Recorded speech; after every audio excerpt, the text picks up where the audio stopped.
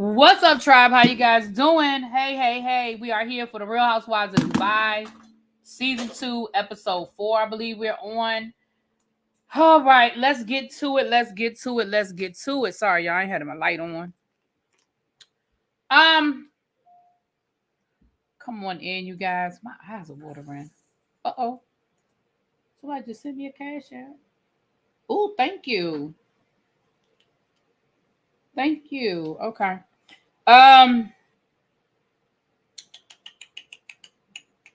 Yeah. So let's get ready to get into the things. Oh shoot, that's not what I meant. I'm trying to put the link in the chat. Okay.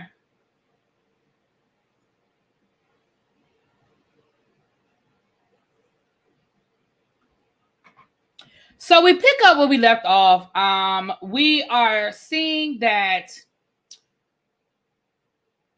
Sergio and Caroline Stanbury, baby, the house is finally done. Okay, the house is finally ready for them to move in. They're going to be moving in about a week, even though there's still some things that need to be done. But the house is finished enough for them to get out of her friend's house because she knows that she is driving him absolutely crazy. Her stuff is all over the place. She is totally taking over his home, and basically everybody's getting on each other's nerves, right? So we see anybody who has ever moved, you know, all of the different logistics that are involved in moving. Especially when you're moving into a home and you're responsible for everything. Like when you move into an apartment, you know, you may not be responsible for utilities and stuff like that. But when you're moving into a house, you're responsible for everything. And then I'm sure there's the added pressure that we are in Dubai, and I'm sure that things have to be done a certain way. And the fact that everything is in her name because he can't put the house or anything in his name because he hasn't lived in Dubai long enough. Like that's one of the laws, one of the rules is that you had to have lived there a certain number of years to own property in your name. So she's stressed out, he's stressed out, and basically he's supposed to be packing while she's making the phone calls and the texts and all the different moving parts. They end up getting into an argument, and honestly, he was mad because he felt like she wasn't telling him what was going on. She wasn't keeping him in the loop of all of the moving parts. She was like, can you just do what I asked you to do while I handle the business that I'm trying to handle? Like, I get it. You want to be helpful, but you can't help me with this. So since you can't help me physically do this, then what I need you to do is to finish packing. Like, and then he was like, well, where do you want this to go? Where do you want that to go? She was like, I don't care. Like, pack it. Like, literally, all we're doing is moving it from here to there. I really don't care, you know? And I understand she has a lot of, you know, high price things, designer things. But, baby, she sounded like she just was over it, okay? So, we see that Stanbury and Sergio's relationship is totally strained. And again, I think it'll be better once they get into their home. I think a lot of the stress is that they've been in close quarters for such a long time, living as nomads for such a long time.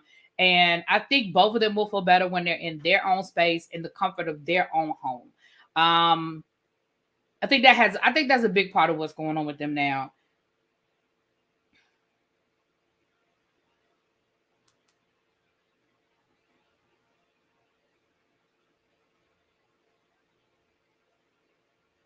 Sorry, y'all. Okay. Now, while that is going on, we're getting to know a little bit more about Talene. Talene is a fitness buff, right? So we see that she leads these like boot camps for women. Yes, Tawanda. Yes, ma'am. Yes. Thank you, Jamil. Thank you. Well, you know, YouTube be playing with my notifications, honey, but I'm glad you made it. I'm glad you got the notification. I'm glad you made it. We're going to be back at 10 o'clock for Love and Marriage Huntsville, okay? So, you know, she said that this is something that, you know, fitness is important to her, and this is, you know, something she enjoys doing. We also find out that her husband is obsessed with having a boy.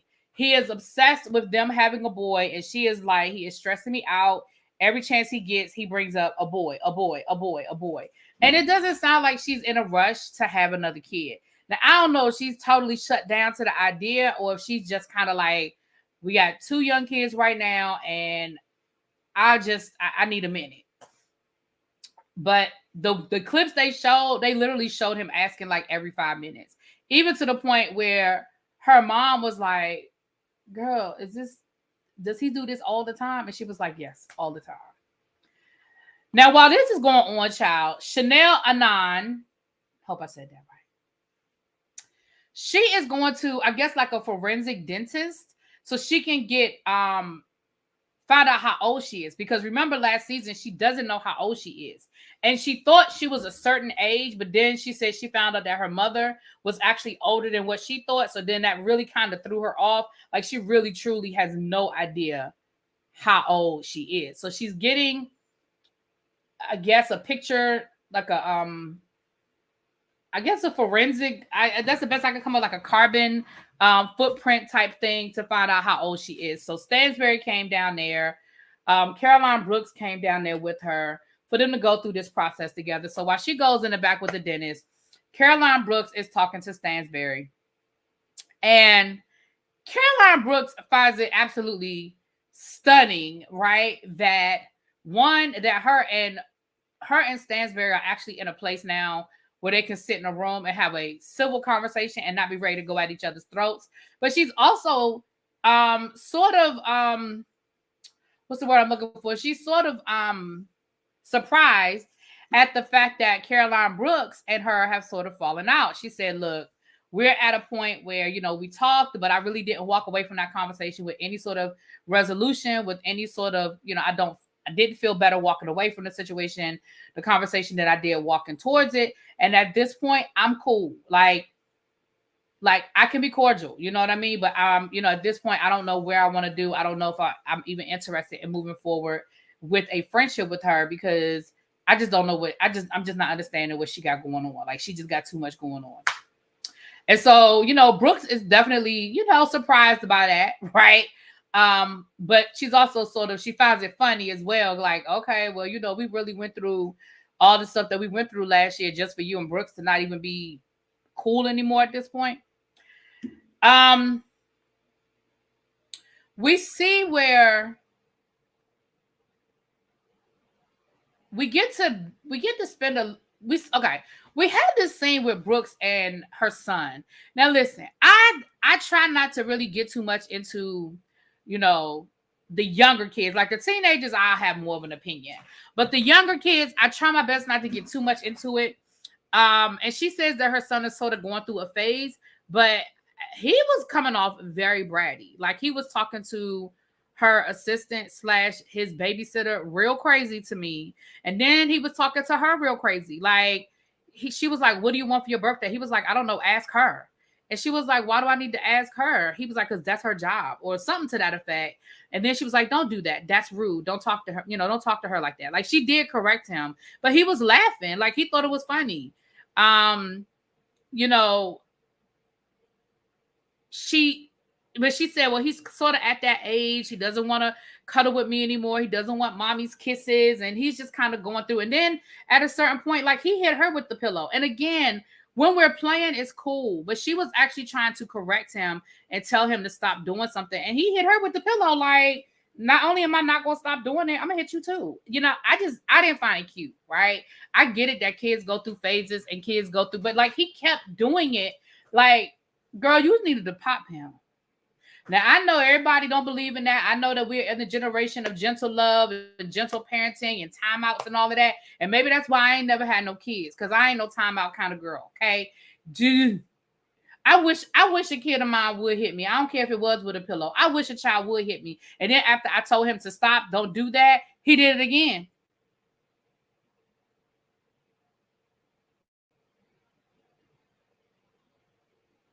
Mind you, she was sitting there planning his birthday party. Usually that's when kids act like they have the most sense, is when they about to get something. She was literally asking him what he wanted for his birthday and planning his birthday party. Child. I said, I wish I would. I would. Exactly, Tracy. Exactly. So her mom called and she was talking to her mom. We found out that her mom is it's gonna come. It's gonna be coming to visit. So I think that's gonna probably be interesting when her mom gets there. And she's telling her mom about her son, and she was like, maybe he's just at that age. He's just at that age, whatever. I thought it was interesting that they made sure that we heard her mom ask about Talene, because in real time, her and Talene are not friends anymore. Like, they legit fell out, and they are legit not friends anymore. And they were actually going back and forth on Twitter earlier this week. I see. I hate that, because it did look like they were really good friends, and I hate the fact that this show tore their friendship apart. Like, I really, really hate that. But that's what it looks like happened. It looks like their friendship is in real time not good. So I can only imagine how the reunion is going to go down. We saw Sarah and her business partner. I guess she's joining the show, which I didn't know she was going to actually be on the show, because she was at the dinner at the end of this episode, which I told y'all I didn't like her. Now, maybe I went too far. Maybe I shouldn't have said that I felt like she was racist, but I feel like what she said was not appropriate. And maybe she didn't have a problem with Anan because she is African, but I do feel like she judged her and that she got an attitude with her, and I definitely feel like she thinks she's better than her. Now, maybe I don't know, but I don't like her. I don't like her. Now, we found out that Sarah got a whole friend, a Keen, this bodybuilder dude that she done met, and she talking about something. Well, we were cool. We were really good friends. We've hung out a few times. We've become really good friends. So, I'm trying to see maybe where this can go. And now I'm looking at this dude, and I'm like, oh, well, no wonder things didn't work out with Mr. Alien Man last week, because they are night and day. Like, this guy looked like he lives in the gym. He lives in a tanning booth. He looked like he young, and I'm not sure how smart he is. See, this is what I'm talking about. Sarah, you say you want to make different decisions. You say you want to find different men. You can't make different decisions and find different type of men if you dating the same people. But neither here nor there, child. You turn the other dude away because you say he ain't believe in aliens and because he was the wrong astrological sign. But you're gonna date. Okay. I mean, listen, girl, if you like it, I love it. You let me know how that work out for you. If you like it, I love it. That's all I got. Okay. Child, it's moving day. We see them moving into the house. Again, it's still not 100% done, but it's done enough for them to get in. Everything looks gorgeous. Everything looks really nice. And we actually see some smiles on their faces. Now, what I thought was interesting was her kids weren't there, because she said that the kids didn't want to stay with her. But where the hell were they then? If the kids haven't been with you, where the hell were they? Who were they with? Because they daddy live in London, right? So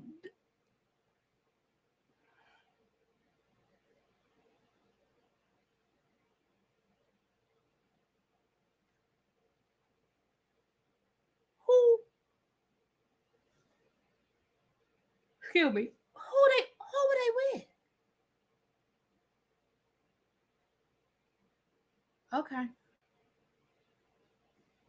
Anyway, everybody back home now. One big happy family, yada, yada, yada. They apologize to each other for snapping at each other and, whatever. So we go over to Talene's house, and we find out that the guys had a guys' night out.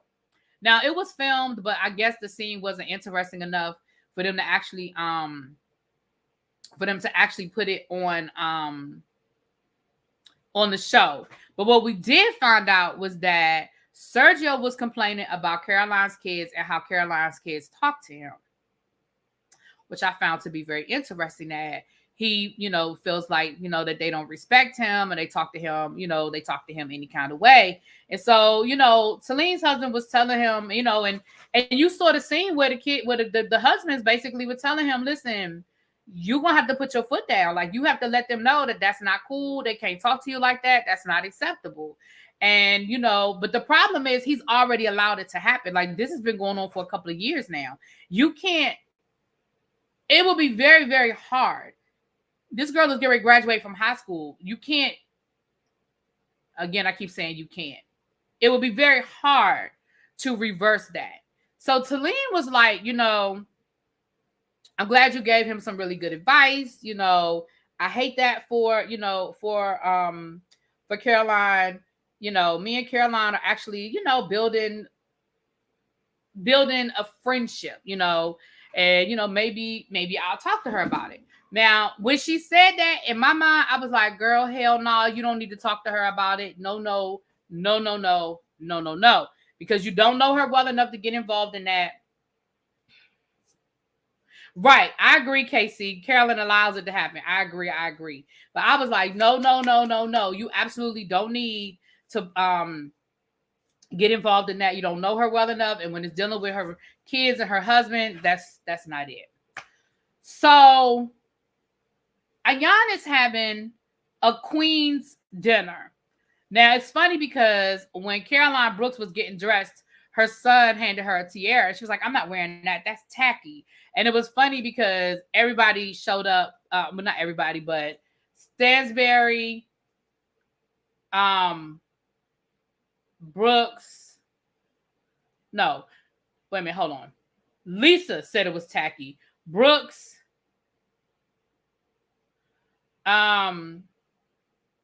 Stansbury, and somebody else, I think, had a crown. And then Sarah was mad, talking about something. I didn't get the memo.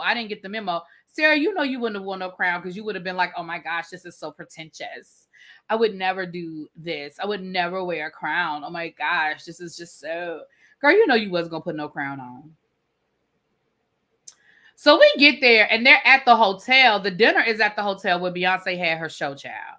So, you know, Ayan had to remind everybody that she had the VIPP. They were in, you know, VVIP or whatever it was. So, of course, everybody had to roll their eyes and be like, okay, y'all, we had that conversation. We do not need to have that conversation every time it comes up. Okay, we get it. We get it. We found out that Lisa's mom went back to Miami, and baby, she is not moving to Dubai. She was like, yeah, no. She was like, I have my job, I have my friends, I have all of my things. So no, I love coming to visit, and I miss you, and I miss my, you know, my grandkids, but baby, I will not be moving to Dubai anytime soon. Now, she didn't totally shut the door. She didn't totally shut the door, but baby, she didn't leave the door open. Okay, so it was just Stansbury, Ayan, and Brooks. Thank you. So they're eating dinner,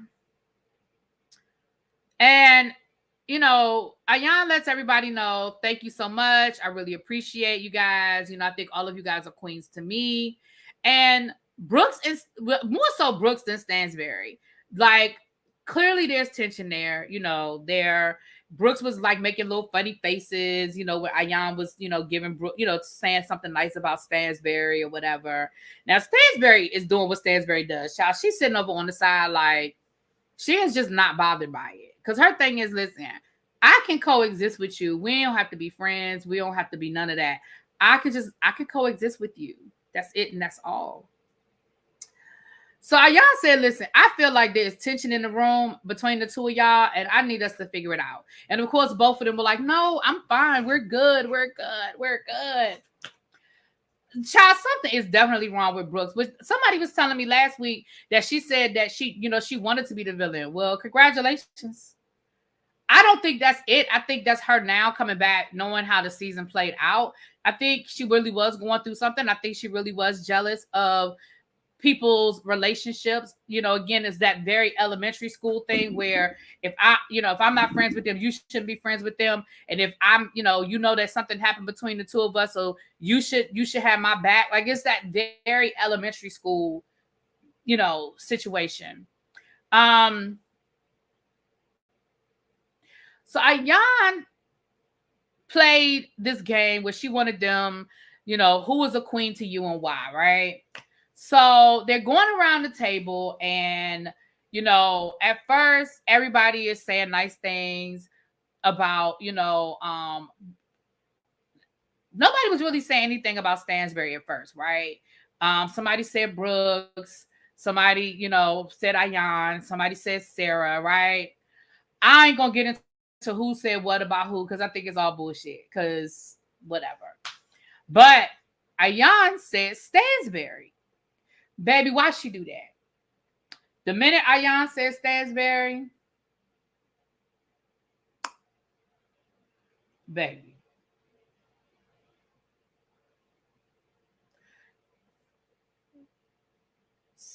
Well, Ayan said Brooks. I apologize. And Stansbury was like, I'm sorry, what? Am I in the Twilight Zone? Now, Ayan said there was a method to her madness. She realized that if she says nice things to Brooks, then Brooks will stay nice. She said, I just, I didn't want the mean Brooks to come out, so I just said what I had to say, right? So Talene says Stansbury.